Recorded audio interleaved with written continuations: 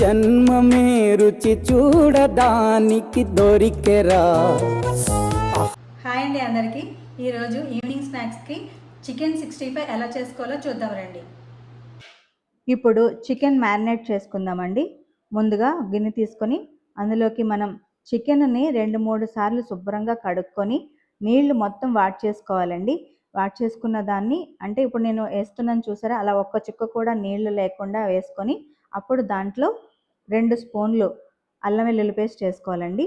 తర్వాత గరం మసాలా 1 స్పూను, కారం 2 స్పూన్లు,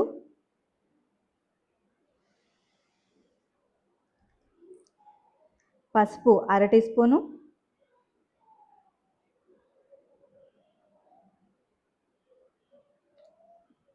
మైదా పిండి 2 స్పూన్లు,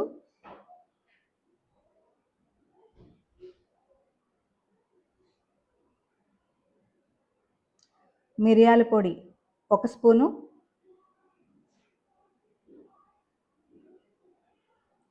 కార్న్ఫ్లోర్ 2 స్పూన్లు,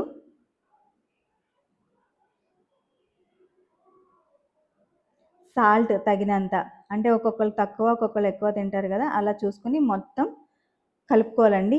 మొత్తం మనం వేసిన ఈ మసాలాలన్నీ ప్రతి ముక్కకి అంటుకునేలాగా బాగా ఒక 5 నిమిషాల సేపు కలుపుకోవాలండి. కలుపుకున్న తర్వాత దీనిని ఒక గంట సేపు ఫ్రిడ్జ్లో పెట్టుకోవాలి.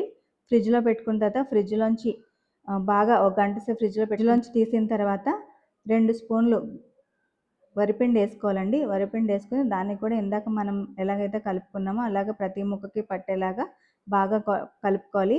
దీనివల్ల ఏంటంటే క్రిస్పీనెస్ వస్తుందండి. వరిపిండి కలిపిన తర్వాత ఒక 5 నిమిషాలు పక్కన పెట్టుకోవాలి.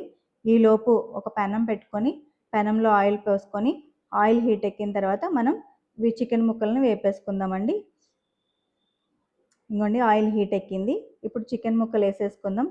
ఇదేంటంటే లోతుగా ఉన్న పెనంలోనే వేసుకోవాలండి. ఎందుకంటే ముక్కలు లోతు లేకపోతే అడుగంటుతాయి, అడుగంటితే మాడిపోతాయండి. అందుకని మొత్తం లోతుగా ఉండేది ఎక్కువ ఆయిలే పడుతుంది దీనికి. అలాగే పీసెస్ని కూడా ఎక్కువ ఒకసారి వేసేసుకోకూడదండి, అలా అయితే మెత్తబడిపోతాయి. అట్లా కాకుండా విడివిడిగా వేసుకొని కొంచెం కొంచెంగా వేపుకోవాలండి. అలాగే మనం వేపుకునే చికెన్ని ఒక 50% వేగిన తర్వాత ఈ వాయి తీసేసుకుని మళ్ళీ ఇంకో వాయి వేసుకుని అదో 50% వేగిన తర్వాత అప్పుడు మళ్ళీ ఫస్ట్ వాయ రెండో వాయ కలిపి మళ్ళీ బాగా డీప్ ఫ్రై చేసుకోవాలండి.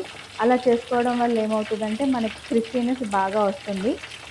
చికెన్ 65 అంటేనే క్రిస్పీగా ఉంటుంది కదండి.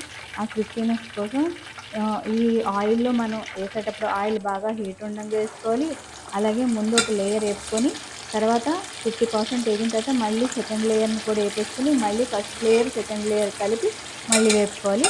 చూసారు కదా నేను ఎలా చేస్తున్నాను, సేమ్ అదే ప్రాసెస్లో జాగ్రత్తగా చేసుకోవాలండి. చాలా టేస్ట్గా ఉంటుంది, బాగా క్రిస్పీనెస్ కూడా వస్తుంది.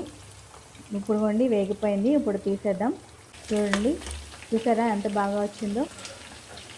చూసారా గుమగుమలాడే చికెన్ 65 రెడీ అయిపోయింది. దీనికి కొంచెం ఇంకా మనం పచ్చిమిర్చి కరివేపాకు ఆయిల్లో వేపుకొని అది కూడా వేసుకుంటే కాంబినేషన్ చాలా బాగుంటుందండి. ఎప్పుడైతే మనము వేపిన పచ్చిమిర్చి వేపిన కరివేపాకు దీనికి వేసామో స్పెషల్ ఫ్లేవర్ యాడ్ అవుతుందండి. ఈ కరివేపాకు పచ్చిమిర్చి ఫ్లేవర్ అనేది ఈ చికెన్ 65లో ఎక్స్ట్రా ఫ్లేవర్ అన్నమాట అండి, చాలా బాగుంటుంది.